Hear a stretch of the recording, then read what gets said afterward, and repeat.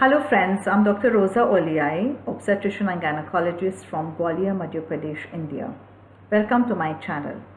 In this episode, we'll be taking you through the journey of pain in the lower abdomen in women, which is called a chronic pelvic pain, which has remained for a long time and the pain has gone above 6 months.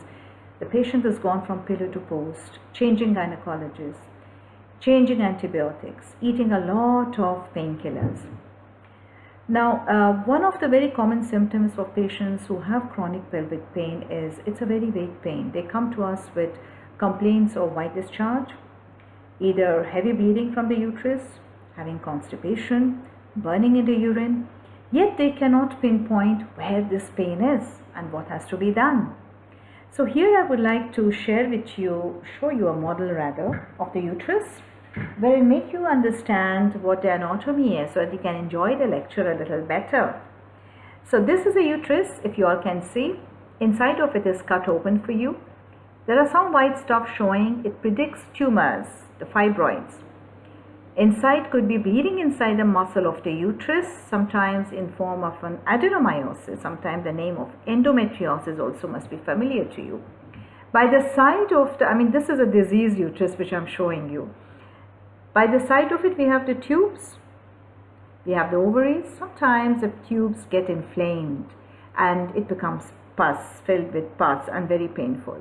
Sometimes there's also cyst in the ovaries where it's shown on the ultrasound. Sometimes the patient has got pain, they complain of pain, they come to us. It's a vague pain, they won't understand whether it's on the right or the left. In front of the uterus in a woman, anatomically lies the bladder, where there is a place for storage of the urine. Behind is the rectum and the anal canal, where there is storage of the stool.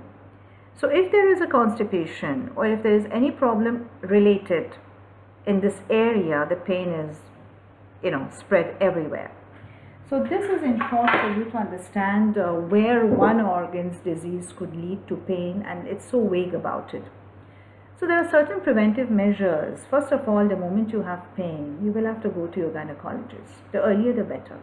The pain could be related to even constipation, as I mentioned. So how to prevent it? Fresh green vegetables, plenty of salads.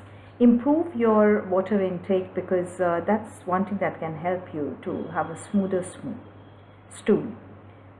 Regarding the heavy menses and any other issues with the uterus, well, with ultrasound and other investigations we could find out. But this is really a very difficult situation where the women, especially above the age of 40, have this problem. I'm very happy today. I've invited a very good speaker, one of my very close friends, Dr. Amita Jain, who is a senior consultant urogynecologist at the Medanta Institute of Urology and Robotic Surgery from Gurgaon, Delhi. So she'll be taking us through the journey of what this chronic pelvic pain is, and will make us understand as to the extent of the disease and how to go about with it and get a good treatment. So I hope you enjoy the session and most of your questions and queries will be solved. Over to you, Dr. Amita Jain. Happy hearing. This video is for spreading awareness on chronic pelvic pain.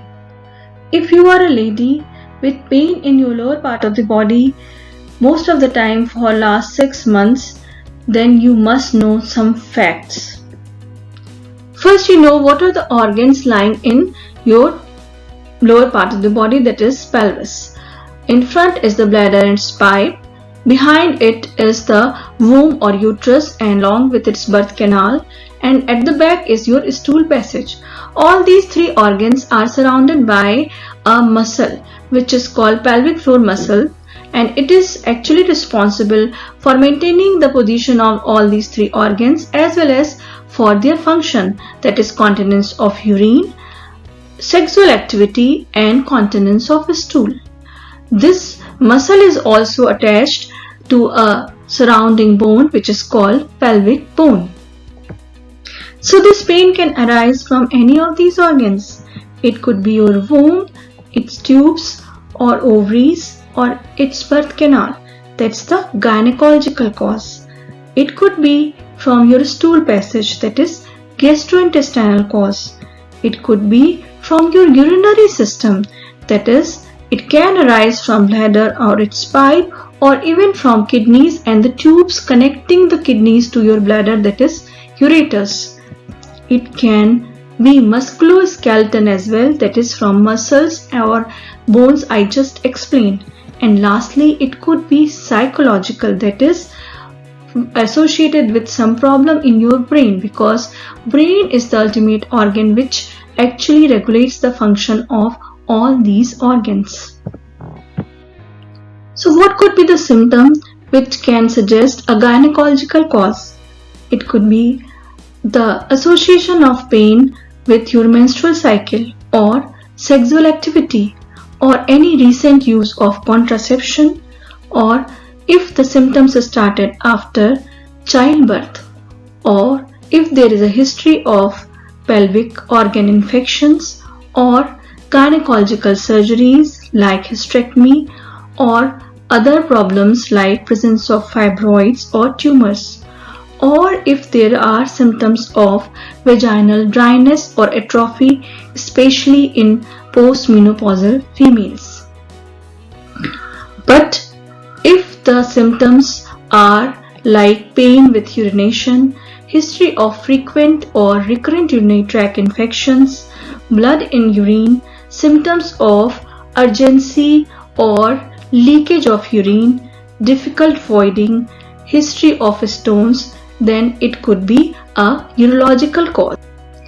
Whereas if the symptoms are irregularity of bowel movements like diarrhea, constipation, or the relief in pain after defecation, history of piles, fissures or anal polyps, blood in stools, black stools, mucus in stool, nausea, vomiting or change in appetite, abdominal bloating or weight loss, then it could be a gastrointestinal cause.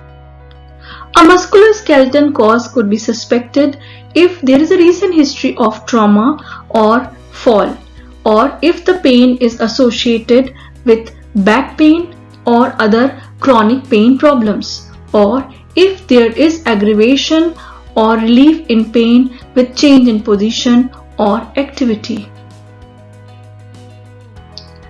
History of verbal, physical or sexual abuse, diagnosis of psychiatric disease, onset or exacerbation associated with life stressors, and lack of familial or spousal support could be suggestive of psychological cause.